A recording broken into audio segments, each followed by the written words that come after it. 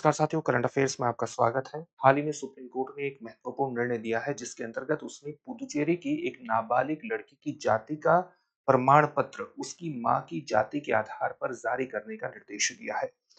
Supreme court ने ये निर्णय वस्तुतः उस समय दिया है जब मद्रास हाई कोर्ट के निर्णय को चुनौती दी गई थी और मद्रास हाई कोर्ट के निर्णय को बदलने का उसने प्रयास नहीं किया है। यानी मद्रास हाई कोर्ट के निर्णय को इस मामले में उसने रहने दिया है क्योंकि इससे बच्चे की पढ़ाई प्रभावित हो सकती थी, नाबालिग की पढ़ाई प्रभावित हो सकती ही थी।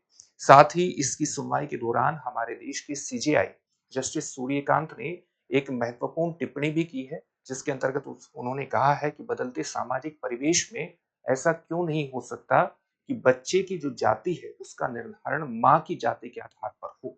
तो ये अपने आप में एक बहुत बड़ा प्रश्न है क्यों, और वैसे भी किसी सीजीआई के द्वारा सीधे तौर पर इस तरह से टिप्पणी पहली बार की गई है। इस कारण से भी ये मुद्दा विशेष रूप से महत्वपूर्ण हो जाता है।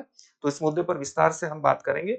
कहां का मुद्दा है? पुदुचेरी का मुद्दा है और एक नाबालिग लड़की की जाति के निर्धारण का ये प्रश्न था।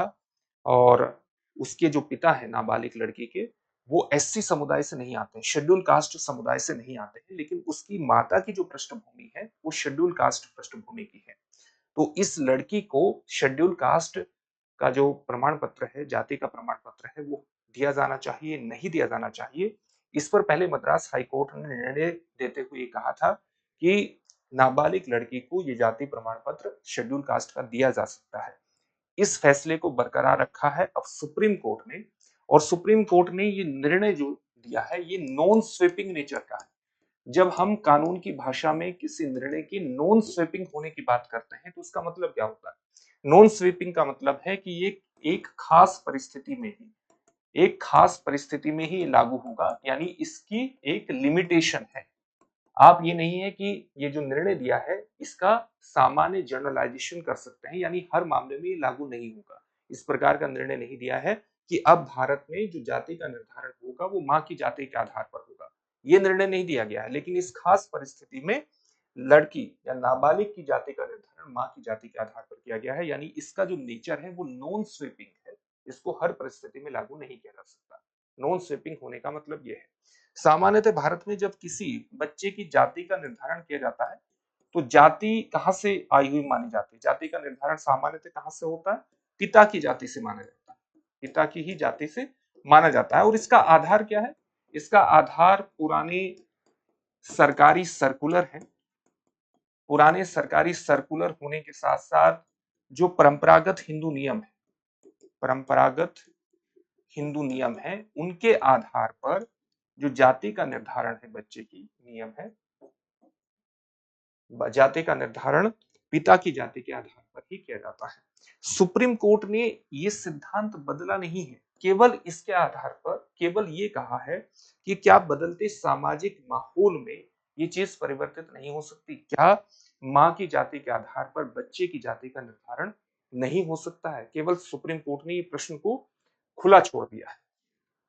तो सुप्रीम कोर्ट वस्तुतः कहना क्या चाह रहा है? सुप्रीम कोर्ट ये कहना चाह रहा है कि जो बदलता सामाजिक माहौल है, बदलते सामाजिक माहौल में हमें ये देखना चाहिए कि सामाजिक कोई भी बच्चा है उसकी सामाजिक परिस्थितियां किस प्रकार की रही, सामाजिक माहौल किस प्रकार का रहा है, उसके आसपास जब उसका पालन पोषण हो रहा था तो उसने किस तरह की परिस्थितियों को झेला है, क्या उसने उसी तरह की परिस्थितियों को झेला है जो किसी जाति के आधार पर भेदभाव झेलने वाली लड़के के सामने या लड़की के सामने आई? क्या उसने अपने लालन पालन के दौरान, अपनी अपब्रिंगिंग के दौरान जाति के आधार पर जो भेदभाव समाज में होता है, उन भेदभावों को झेला है या नहीं झेला है, उस माहौल को झेला है या नहीं झेला है, उन परिस्थितियों से वो गुजरा है या नहीं गुजरा है?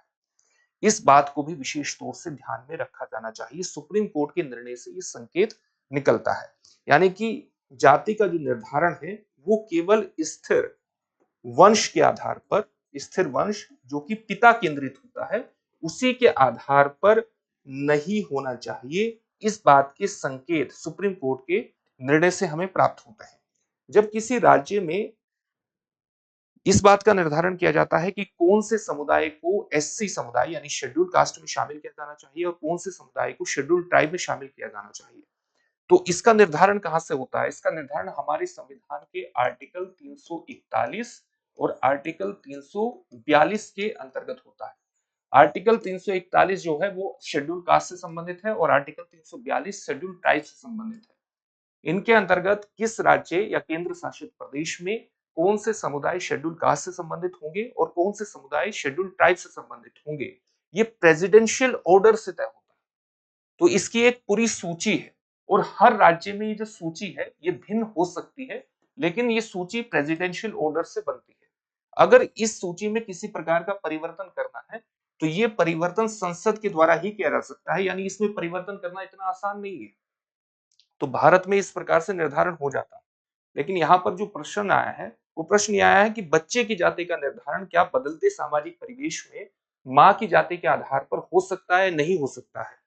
तो ये एक बड़ा प्रश्न है और भविष्य में सुप्रीम कोर्ट इस बात के निर्णय इस संकेत से आते हैं कि भविष्य में सुप्रीम कोर्ट इस बात पर कोई बड़ा निर्णय दे सकता है। तो वो देखने वाली बात होगी कि सुप्रीम कोर्ट इस मामले पर क्या रुख अपनाता है। इससे संबंधित एक प्रश्न भी देखेंगे, लेकिन उससे पहले आपके लिए एक महत्वपूर्ण सूचना यह है कि आप जानते हैं कि आपकी जीएस की तैयारी को एक संपूर्णता प्रदान करने के लिए दृष्टि संस्थान ने हाल ही में एक महत्वपूर्ण कोर्स लॉन्च किया है जिसका नाम है GS studio foundation live online course. मात्र 24,999 में आपकी जीएस की तैयारी बेसिक स्तर से शुरू करते हुए संपूर्ण पाठ्यक्रम का कवरेज डॉक्टर विकास दिव्यकीर्ति के नेतृत्व में सर्वश्रेष्ठ अध्यापकों के अध्यापन के माध्यम से आपके सामने लाया जा रहा है। जितनी भी क्लासेस चलेंगी उनका पीडीएफ फाइल आपको मिलेगा ताकि आप नोट्स ठीक से बना सके। जब क्लासेस चलेगी तो उस दौरान आप अपना कोई प्रश्न पूछ सकते हैं, तुरंत उसका संशय निवारण कर दिया जाएगा लाइव क्लासेस के दौरान। इसके अलावा इस कोर्स की जो वैधता है वो 18 महीने तक रहेगी। कोर्स 14 महीने में पूर्ण हो जाएगा। मात्र 14 महीने में आपके कोर्स को पूरा करा देगा, लेकिन कोर्स की वैधता 18 महीने तक रहेगी। इसका मतलब क्या हुआ? इसका मतलब ये हुआ कि 18 महीने तक आप क्लास को जितना बार चाहें उतनी बार देख सकते हैं। प्रीलिम्स और मेंस के मिलाकर के 18 टेस्ट भी होंगे ताकि आप अपनी तैयारी का मूल्यांकन कर सकें।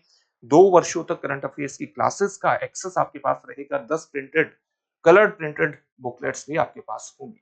तो एक संपूर्ण पैकेज है, एक कंप्लीट पैकेज है जो मात्र 24,999 में आपके सामने है और आप अपनी फीस को इंस्टॉलमेंट में भी जमा कर सकते हैं। हिंदी माध्यम का बैच हाल ही में 9 दिसंबर से प्रारंभ हुआ है। अंग्रेजी माध्यम का बैच भी हाल ही में 10 दिसंबर से प्रारंभ हुआ है। इसमें एडमिशन सुनिश्चित करने के लिए अभी डिस्क्रिप्शन में दिए गए लिंक पर जाइए और अपने एडमिशन को सुनिश्चित कर लीजिए। किसी भी तरह का कोई संशय है तो 8750187501 पर आप कॉल कर सकते हैं। साथ ही रांची में भी हमने अपनी शाखा की शुरुआत कर दी है। वहां पर भी आप अपनी झारखंड पब्लिक सर्विस कमीशन और यूपीएससी की तैयारी को आगे बढ़ा सकते हैं। अब आज के प्रश्न को देखते हैं। प्रश्न क्या है? किस अनुच्छेद के तहत एससी यानी शेड्यूल कास्ट की सूची राष्ट्रपति द्वारा अधिसूचित की जाती है? आपके सामने ऑप्शंस क्या हैं? अनुच्छेद 14, अनुच्छेद 16, अनुच्छेद 341, अनुच्छेद 368। इस प्रश्न का उत्तर कमेंट बॉक्स में कमेंट करके जरूर दीजिए। फिर से एक नए सेशन में आपसे मुलाकात होगी। धन्यवाद। अब एग्जाम की तैयारी को और बेहतर करने के लिए हमारे चैनल को लाइक, शेयर और सब्सक्राइब करना ना भूलें।